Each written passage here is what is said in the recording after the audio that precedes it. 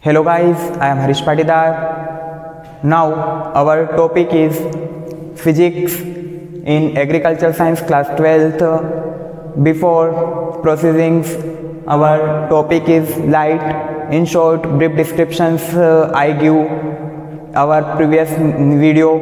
Now today's let's start our topic. Explain the necessary conditions for lunar eclipse.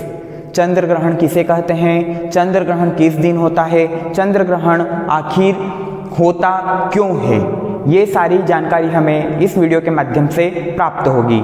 यह chapter जो है आपकी exam में 2 मार्क्स के लिए पूछा जाता है और इसमें ये क्वेश्चंस जो है मैक्सिमम पूछे जाते हैं कि चंद्र ग्रहण क्या होता है, सूर्य ग्रहण क्या होता है, माइक्रोस्कोप कैसे होते हैं, माइक्रोस्कोप के प्रकार क्या हैं। तो ये छोटी छोटी सी चीज़ें हैं जो मैं आपको लगातार वीडियो के माध्यम से बताता रहूँगा। Now let's start our topic. Let's explain the necessary condition for lunar eclipse and on which day shown।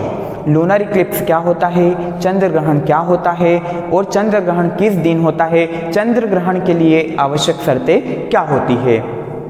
I would like to draw your attention in the board now। when revolves around, जब परिक्रमा करते करते या घूमते घूमते, when revolves around the earth। हमको पता है कि यूनिवर्स में जितने भी ग्रह हैं वह सभी क्या करते हैं, सूर्य की परिक्रमा लगाते हैं। When revolves around the sun, earth comes in straight lines between the sun and moon। जब सूर्य की परिक्रमा पृथ्वी करती है और पृथ्वी की जो परिक्रमण गति होती है वह घूमते घूमते क्या हो जाती है, मून और सन के बीच में आ जाती है। When revolves around the earth comes in straight line। इनकी रेखा कैसी है, सीधी रेखा है, तीनों जो है वो एक सीधी रेखा में आ जाते हैं। When revolves around the earth come in straight line between the sun and moon, then the earth prevents sun part of the sunlight from reaching to the moon। जैसे ही सूर्य का प्रकाश अर्थ पर पड़ता है तो अर्थ की जो छाया होती है, पृथ्वी की जो छाया है वह कहाँ पड़ रही है, चंद्रमा पर पड़ रही है, क्योंकि चंद्रमा के बीच में क्या है, पृथ्वी आ जाती है। सूर्य और चंद्रमा दोनों के बीच में जब अपनी पृथ्वी आ जाती है तो सूर्य का प्रकाश पृथ्वी पर पड़ता है और पृथ्वी से जो छाया बनती है वह चंद्रमा के ऊपर पड़ती है। इसलिए चंद्रमा काला काला सा दिखाई देता है जिसे हम ग्रहण के नाम से जानते हैं। और चूंकि यहाँ पर बात हो रही है लूनर इक्लिप्स की, चंद्र ग्रहण की, तो जो चंद्रमा के ऊपर छाया बनती है उसे हम लूनर इक्लिप्स या चंद्र ग्रहण कहते हैं। when revolves around the earth come in straight line between the sun and moon, then earth prevents some part of the sunlight from reaching to the moon, that is called lunar eclipse।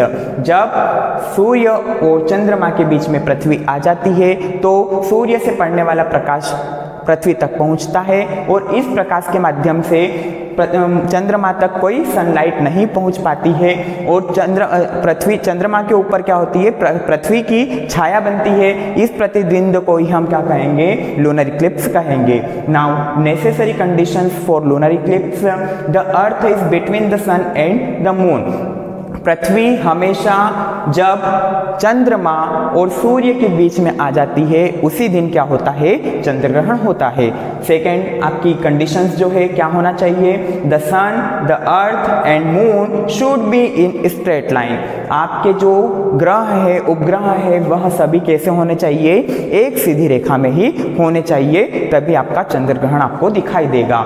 Now फिर एक और question पूछा है कि क्या प्रत्येक पूर्णिमा के दिन चंद्र ग्रहण होता है, चंद्र ग्रहण किस दिन होता है, क्या यह वर्ष भर में आने वाली पूर्णिमा के दिन होता है। नहीं, ऐसा नहीं है। मैं आपको एक छोटी सी लाइन के द्वारा यह भी स्पष्ट करने जा रहा हूँ। Lunar Eclipse is always shown on full moon.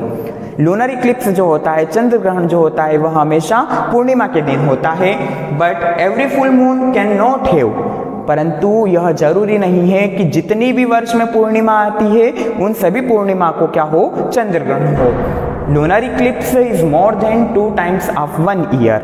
ठीक है, लूनर इक्लिप्स जो होता है, चंद्र ग्रहण जो होता है, वर्ष में 1 या 2 बार होता है, इससे ज़्यादा वर्ष में लूनर इक्लिप्स शोन नहीं होता है। Thank you guys. Now you watch my next video again. Till then bye. जय श्री राम।